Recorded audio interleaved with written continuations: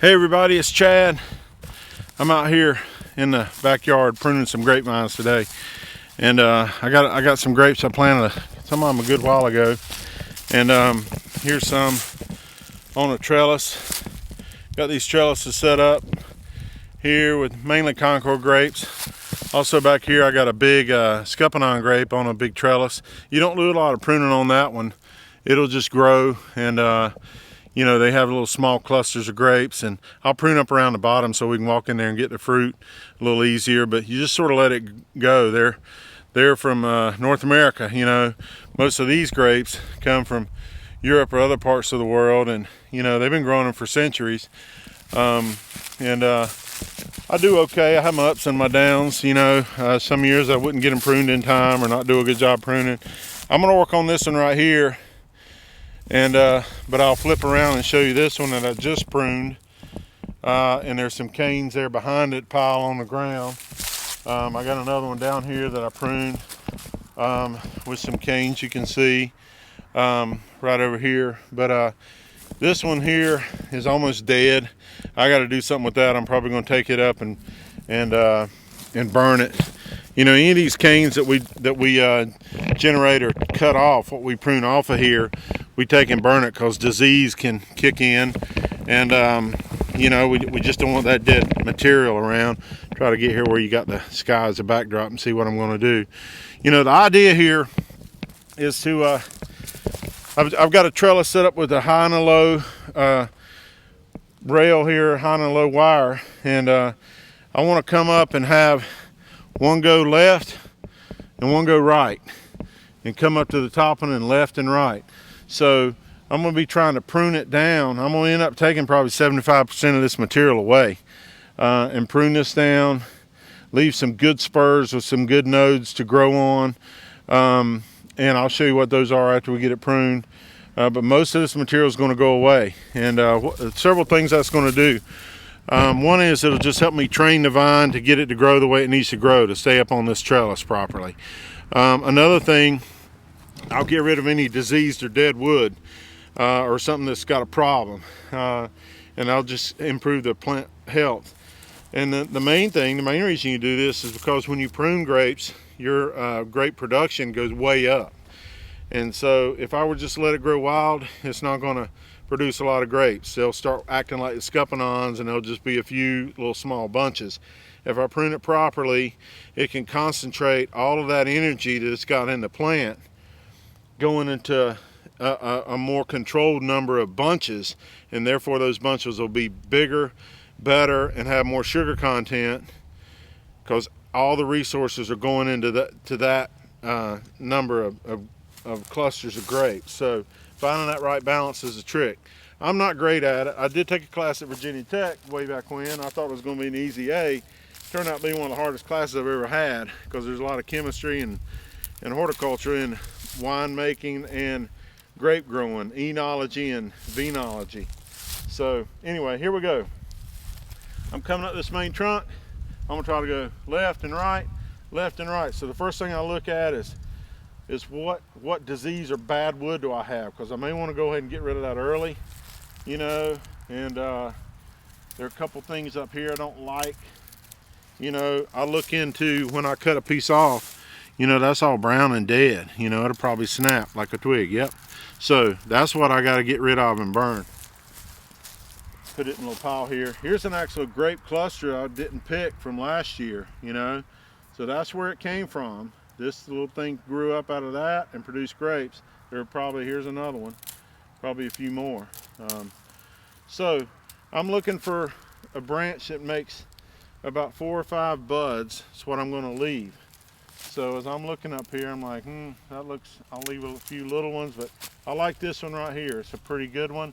I'm gonna go 1, 2, 3, 4, 5, maybe something like that. All that goes away. Some of these look a little iffy. I'm gonna prune those off. You can see these little buds here. 1, 2, 3, 4, 5. I'm gonna prune that one right there.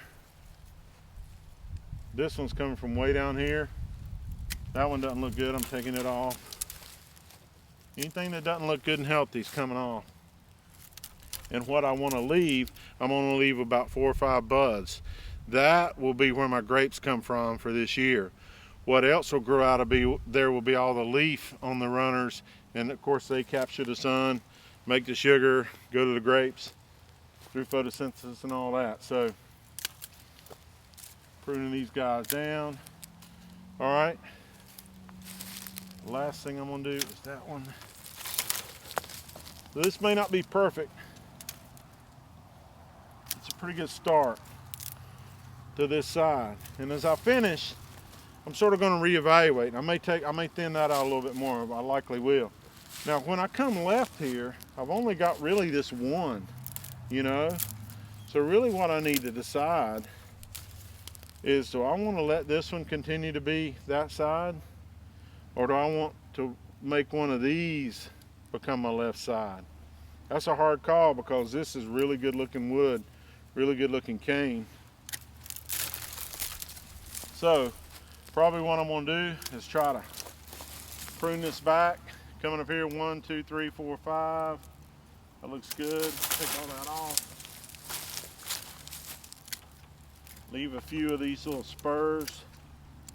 Then I'm going to look at it and I'm going to be like, okay, do I like that? Or do I want to do away with it here? I think for this year I'm going to leave that in there. And I'm going to go with that look, although it's a little weird. And the only reason I'm thinking that is I'm not sure how strong this is. This looks pretty good.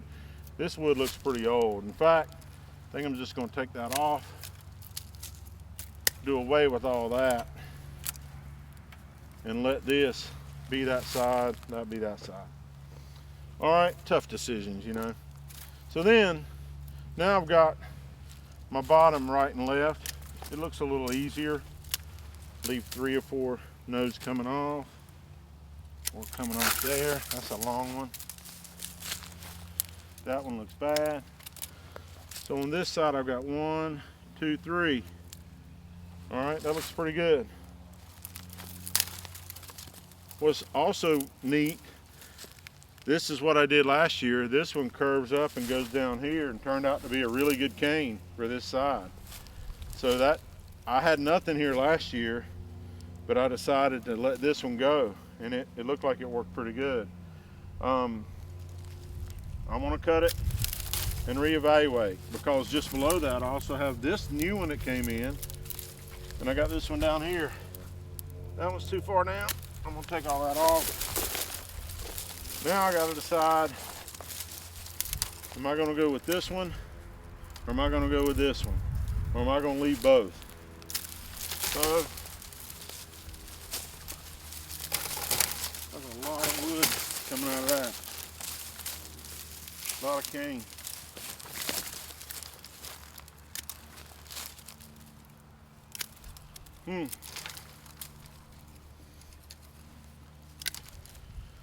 Tough decision.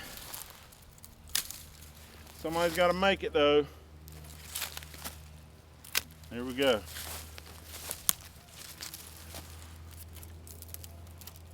So here's my grapevine. I got left, right, left, right. It's certainly not perfect. And I got some decisions to make for next year. But that's part of it. And if I stay on top of it, you know, I'll do a better job next year. I'll make a little progress. Some of these are better shape. But the reason that's not too good is probably because I skipped a year somewhere down the road.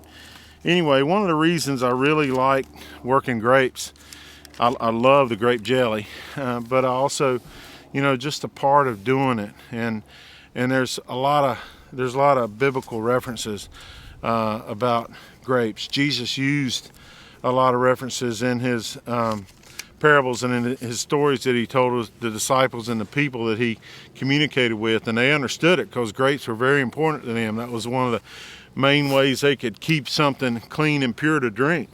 You know, the water wasn't always clean there, and so if they had wine and could preserve that, you know, the nutrients in the grapes, it would sustain through the wine process. It was real important to them. If you look in John 15, I'm going to read you a couple things about that. John 15, Jesus says, I am the true vine. My Father is the gardener. He's a gardener. He cuts off every branch in me that does not bear fruit. So think about that. Jesus is the vine. The Father's the gardener. Branches don't bear fruit, they're gone. He says, while every branch that does bear fruit, he prunes so that it will bear even more fruit. And Jesus says, I am the vine and you are the branches. We're the branches. Hey, it's some pretty deep stuff, but it's also really simple too. Jesus is the branch. We're the vines. God's the gardener. God does the pruning. You know, pruning is not a great word if you think about it, if you're the one getting pruned. You know, why prune me, God? You know, we'll get to that. But that's how he's relating this to them. It's deep, but it's so simple too. He goes on to say, if you remain in me and I in you, you will bear much fruit. Apart from me, you can do nothing. If you do not remain in me, you are like a branch that is thrown away and withers. Such branches are picked up and thrown into the fire and burned. These canes, these are going into the fire. The ones that had disease in them, the ones that weren't producing, the ones I had to get rid of so that the best ones can produce there, so that this whole system can produce more fruit. They go in the fire. He goes on to say, if you remain in me and my words remain in you, ask whatever you wish, and it will be done for you. It is to my Father's glory that you bear much fruit, showing yourselves to be my disciple. Now, that's all well and good. You know, what is the fruit? What fruit's he talking about? Is he talking about grapes? You know, I don't produce grapes. What fruit is it that we're to produce? He says in verse 12, my command is this, love each other as I have loved you. You did not choose me, I chose you and appointed you so that you might go and bear fruit, fruit that will last.